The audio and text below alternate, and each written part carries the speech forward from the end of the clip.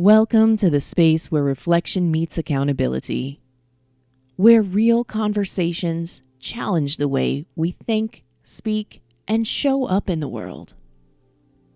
This is a place for growth, mentally, spiritually, and emotionally.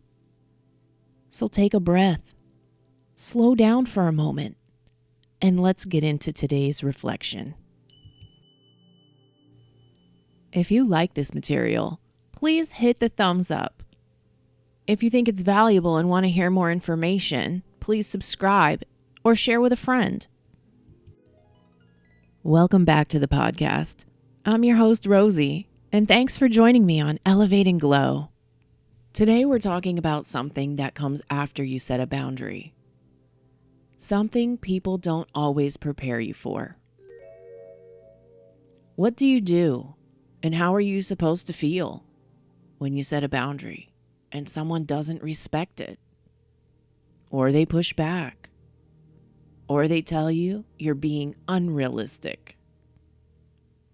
Because that moment, that's where a lot of people unravel. You finally say the thing. You finally draw the line.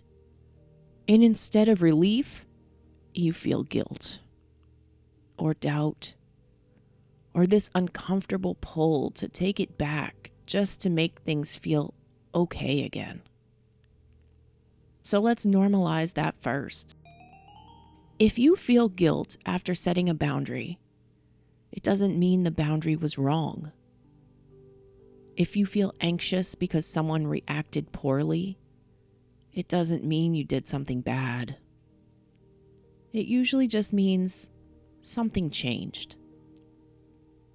And change creates friction, especially if the relationship was built conscientiously or not on you being more flexible, more available, more accommodating than you actually had the capacity for. So when you shift that dynamic, even in a healthy way, it can feel disruptive. Now here's the important part. A boundary is not about controlling someone else's behavior. It's about defining what you will do. And that means people are allowed to not like your boundary. They're allowed to disagree. They're even allowed to ignore it. But that doesn't invalidate it. It just reveals something.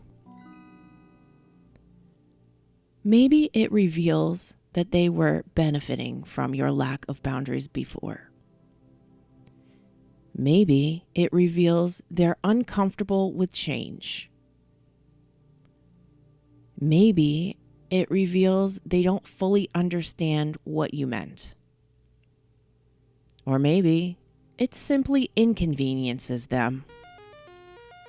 And inconvenience often gets mislabeled as unreasonable.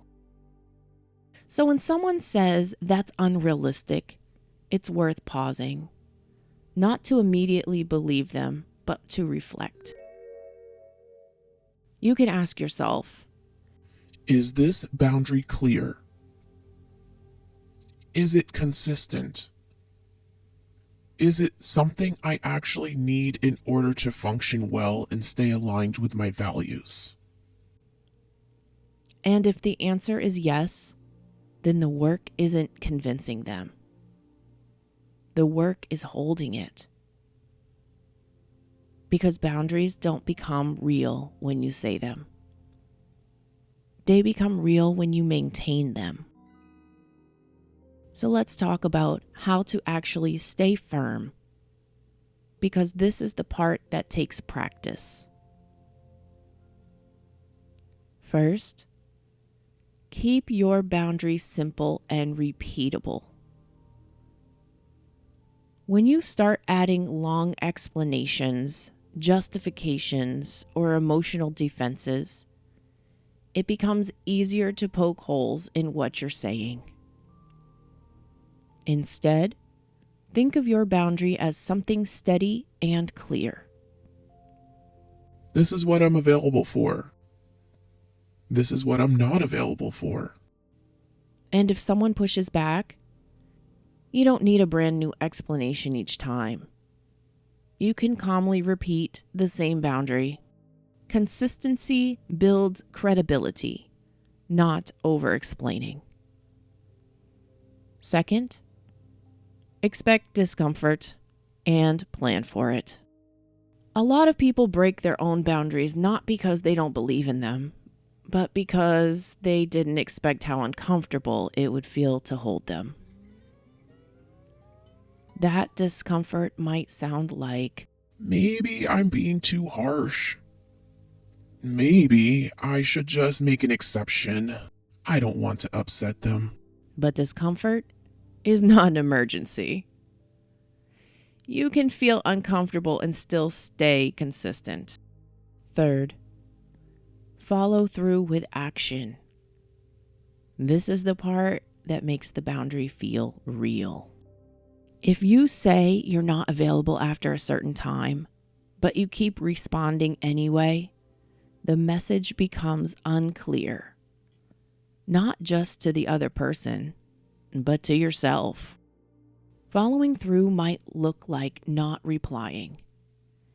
It might look like ending a conversation. It might look like removing yourself from a situation. And that can feel hard. But it's also what creates trust in your own limits. Fourth, separate their reaction from your responsibility.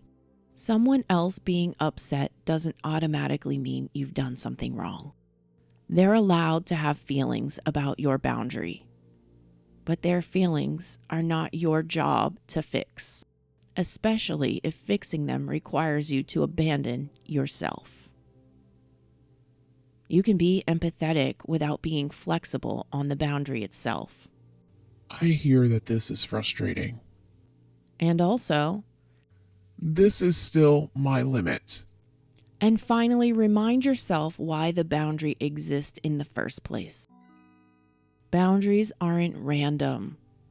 They come from a need, your energy, your time, your emotional capacity, your values. So when you feel yourself starting to waver, come back to that. What is this protecting? What happens if I don't hold this line? Because staying firm isn't about being rigid. It's about being aligned. And over time, something important happens. People who respect you will adjust, even if there's a learning curve. And people who don't will show you that too. Either way, you get clarity. So if you're in that space right now where you've set a boundary and it's being tested, know this. You're not doing it wrong just because it feels hard. Sometimes the hard part isn't setting the boundary. It's trusting yourself enough to keep it. Thanks for listening. I'll see you in the next episode. If you like this material, please hit the thumbs up. If you think it's valuable and want to hear more information, please subscribe or share with a friend. Thanks for listening. Until next time, stay aware, stay grounded, and keep growing. Elevate and glow.